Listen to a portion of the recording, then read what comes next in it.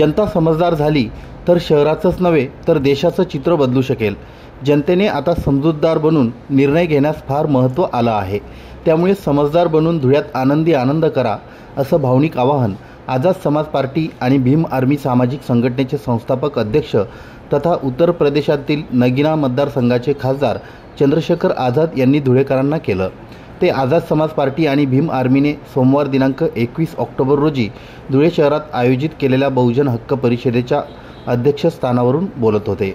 यावेळी मंचावर पार्टीचे प्रदेशाध्यक्ष तथा आयोजक आनंद लोंढे, आझाद समाज पार्टीचे केंद्रीय प्रभारी गौरी प्रसाद उपासक, प्रदेश प्रवक्ता सुमित कांबळे, अविनाश शांती, ज्येष्ठ नेते मुकुंदराव शिरसाट, राज्य प्रभारी अविनाश शांती, मनीष माठे, नेहाताई शिंदे, तौसिक भाई ॲडव्होकेट, इम्तिहान पिरजाद साहेब, क्रांती Sahane, Ravan Ghave, Kailas Jaiswal, Amol Ahire, Jitendra Nikalje, Ashok Singada, Kiran Gudpe, Ismail Memon, comrade Ratan Sonawane, comrade Shantaram Pawar, Rajaram Salve, captain Badant Dagamore, captain Suresh Nikam आदी मान्यवर उपस्थित होते। मान्यवरांनी भगवान वीर एकलव्य, छत्रपती शिवाजी महाराज, महात्मा ज्योतिराव फुले, राजर्षी शाहू महाराज, विश्वरत्न डॉक्टर बाबासाहेब आंबेडकर यांच्या पुतळ्यांना माल्यार्पण करून अभिवादन केलं। खासदार चंद्रशेखर आझाद यांनी भाषणाची सुरुवात महापुरुषांना आणि राजकीय मार्गदर्शकांना नमन करून केली। आझाद म्हणाले की मी डोळे लावून स्वप्न पाहत नाही तर उघड्या डोळ्यांनी स्वप्न पाहतो। पाहिलेल्या स्वप्नांवर प्रत्यक्ष अभ्यास करून काम करतो।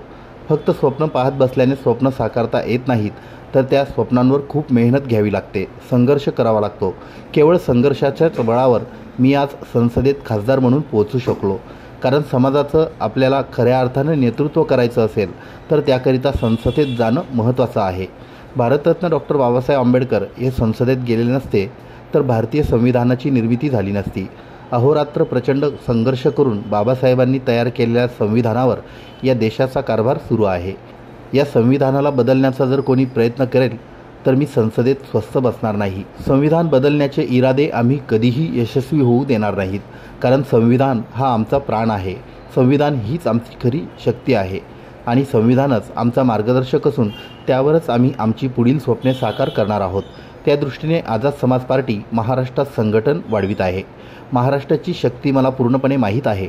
या महाराष्ट्राने नेहमीच संघर्ष केला आहे, परंतु महाराष्ट्राच्या राजकारणात आता नैतिकता शिल्लक राहिलेली नाही। राजकीय पक्ष आणि नेते आपली विश्वासार्हता गमावून बसले आहेत। त्यामुळे जनतेने विश्वास ठेवायचा तरी कोणावर? वर्षानुवर्षे विश्वास ठेवून जनता लोकप्रतिनिधी निवडून देत आली आहे। मात्र आता राजकीय पक्षांची अवस्था काय झाली आहे हे आपण सर्व पाहत आहोत।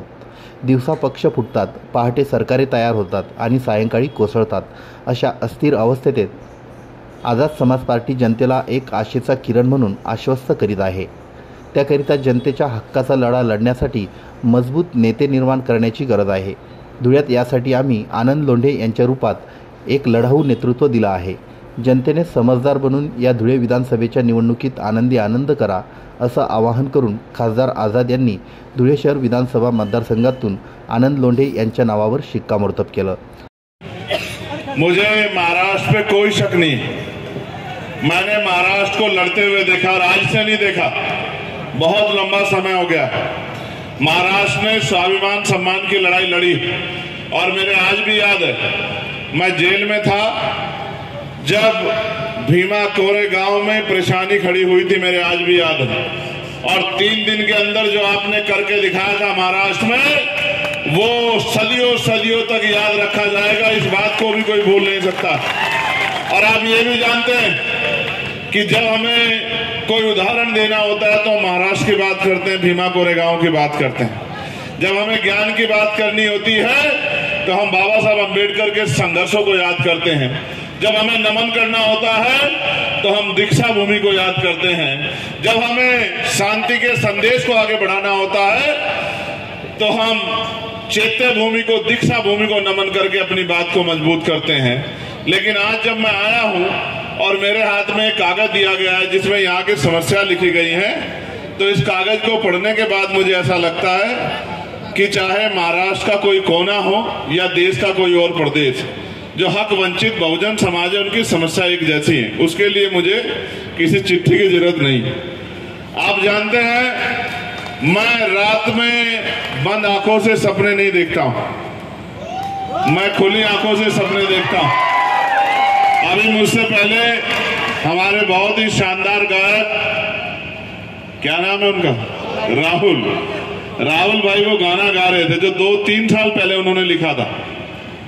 मैं दिन में खुली आंखों से सपने देखता हूं। मैंने ये सपना देखा था कि पार्लियामेंट में जाके अपने लोगों की आवाज को बनना। आप मुझे पार्लियामेंट में सुनते हो नहीं सुनते हो? आपकी आवाज पार्लियामेंट में सबसे मजबूत है या नहीं है बताओ? पार्लियामेंट में आपकी आवाज ताकतवर होती है, किसी के आगे दब जाती है बताओ? पार्लियामेंट में आपकी आवाज से ज्यादा विषय किसी ने उठाए हैं क्या? और चाहे प्रदेश, कोई प्रदेश हो, बताओ सब प्रदेशों के विषय पर आवाज उठती है नहीं उठती है? अभी तो एक आदमी ने सपना देखा, भीम आर्मी के साथियों ने, आजाद समाज पार्टी के साथियों ने पूरा कर दिया। जिस दिन आप मेरे साथ खुली आंखों से सपने देखोगे, मैं लिख के देता हूं कि आपके पास समस्याओं के पर्चे नहीं होंगे। मेरी बात को आप याद रखना। देखो, मैं महाराष्ट्र के सामाजिक क्रांति के आंदोलन से बहुत प्रभावित हूं, लेकिन मुझे तकलीफ इस बात की होती है कि जिस मिट्टी में इतना बल है, जिस मिट्टी के उदाहरण दुनिया में दिए जाते हैं, देश में दिए जाते हैं, उस मिट्टी की राजनीतिक सूरत क्या है? आप ये महसूस करके देखो कि अगर जिस तरह से सामाजिक आंदोलन आपने मजबूत कर रखा है, सांस्कृतिक आंदोलन आपने मजबूत कर रखा है, अपनी विचारधारा विरासत को जिस तरह आपने बचा रखा है, अगर राजनीतिक रूप से भी आपने उतनी ताकत बनाने का काम किया, तो मैं लिख के देता हूं आपका हाथ महाराष्ट्र में ऐसा नहीं होगा। आपका हाथ महाराष्ट्र में ऐसा होगा और आपके हाथ में वो ताकत होगी जो लाखों लोगों की जिंदगी बदल देगी। आज यहां बैठे हजारों की संख्या में लोगों को नहीं पता होगा कि महाराष्ट्र का बजट क्या है और वो बजट किसके ऊपर यूज होता है। महाराष्ट्र के लोगों को नहीं पता होगा, जितने लोग हजारों की संख्या में यहां बैठे, और वो बजट किसके मेहनत की कमाई से तैयार होता है ये भी नहीं पता होगा। और उस बजट को, वो बजट किस तरह से आपकी कलम की ताकत से आगे बढ़ सकता है, इसका एहसास भी नहीं होगा।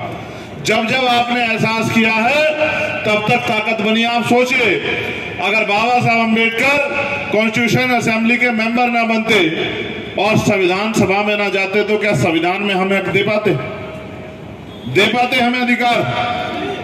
दे पाते हमें अधिकार? कर पाते हमारी रक्षा? खोल पाते हमारे लिए दरवाजे? काट देते गुलामी की बेड़ियां? ये तभी संभव नहीं हो पाता जब तक बाबा साहब अम्बेडकर कॉन्स्टिट्यूशन असेंबली के मेंबर नहीं बनते।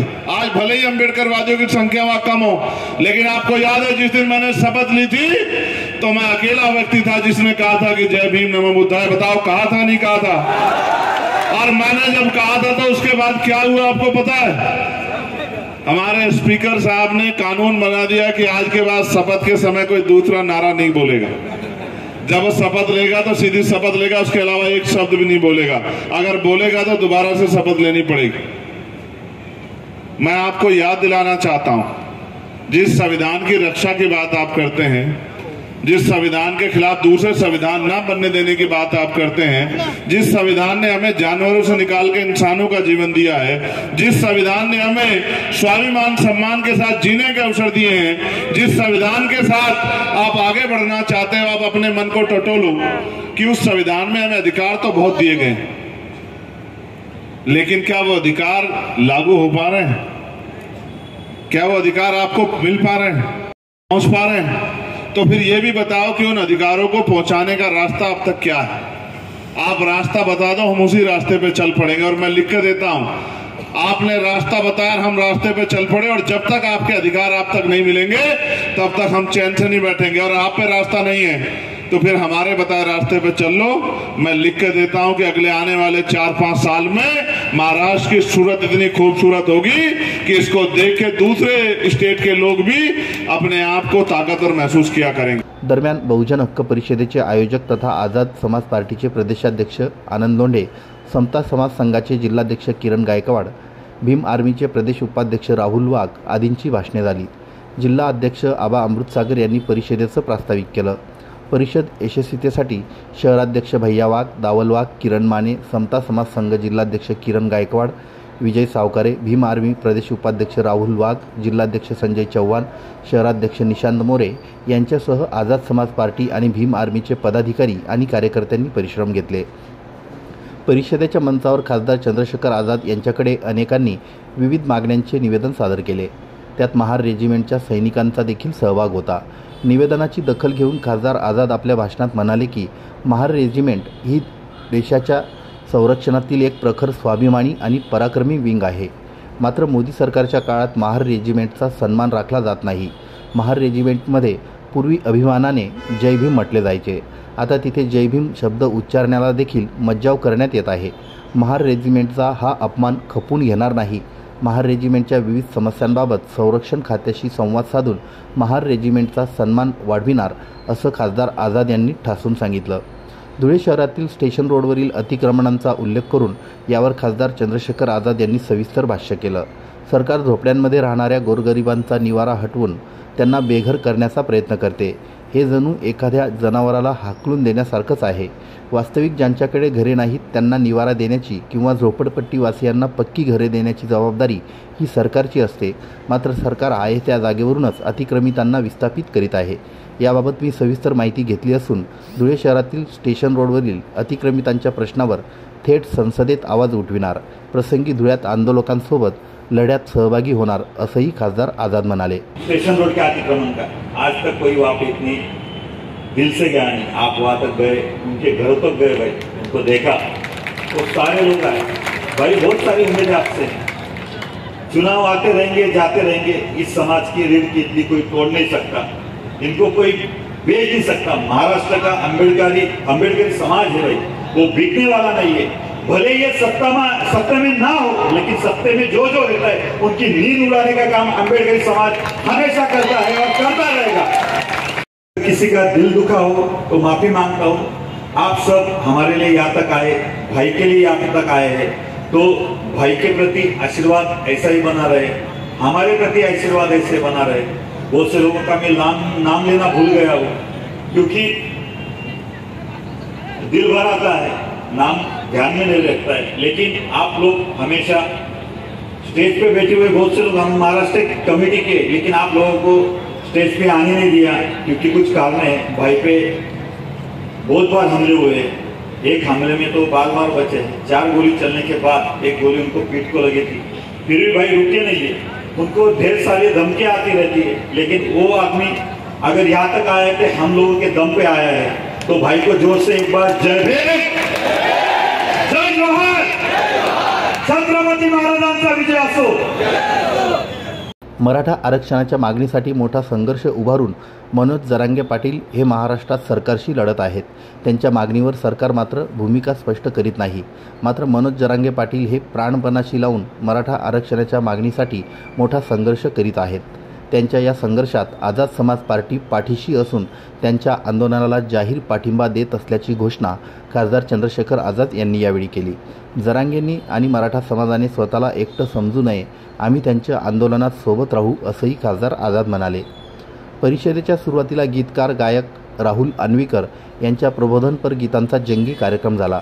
राष्ट्रीय प्रबोधनकार राहुल अन्वीकर आणि त्यांच्या संगीत समूहाने बहुजन महापुरुष आणि चळवळीची विचारधारा मांडीत अनेक प्रबोधनपर गाणी सादर केली. या गीतांमुळे उपस्थित जनसमुदायात चांगला जोश निर्माण झाला होता. राहुल अन्वीकर यांनी आपल्या शैलीदार सादरीकरणानं उपस्थितांची चांगलीच वाहवा मिळवली. खासदार चंद्रशेखर आझाद यांच्यावर 3 वर्षांपूर्वी लिहिलेलं गीतही अन्वीकर यांनी सादर केलं.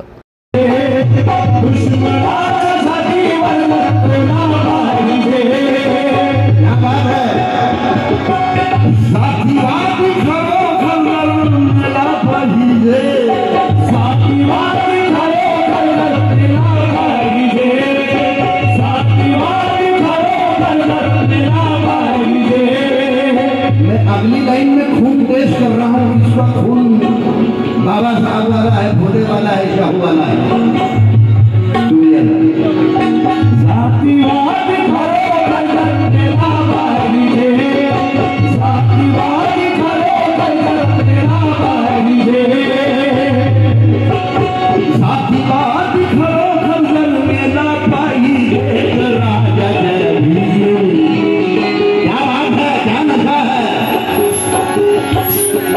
राजा जय भीम वाला